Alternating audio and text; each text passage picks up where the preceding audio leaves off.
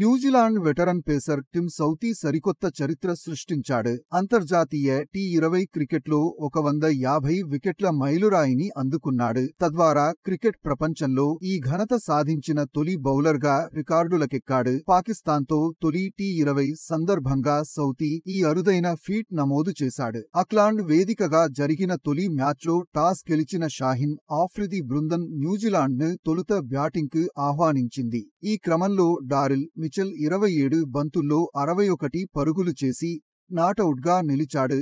Captain Williamson 57 పరుగులతో మెరవగా Kiwis నిర్ణీత 20 ఓవర్లలో 8 వికెట్లు నష్టపోయి 226 పరుగులు సాధించింది. భారీ లక్ష్యంతో బరిలోకి దిగిన పాకిస్తాన్ 18 ఓవర్లకే చేతులెత్తేసింది.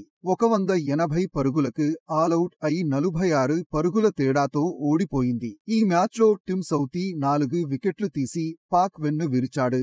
అబ్బాస్ ఆఫ్రిదిని అవుట్ చేసిన క్రమంలో అంతర్జాతీయ టీ20లలో తన 150వ వికెట్ నమోదు చేశాడు. సౌథీ ప్రపంచంలో ఈ ఘనత సాధించిన ఏకైక బౌలర్గా నిలిచాడు. అంతర్జాతీయ టీ20లలో టిమ్ సౌథీ 151 వికెట్లతో అగ్రస్థానంలో ఉండగా 140 వికెట్లతో బంగ్లాదేశ్ స్పిన్ ఆల్రౌండర్ షకీబ్ అల్ హసన్ రెండో స్థానంలో కొనసాగుతున్నాడు.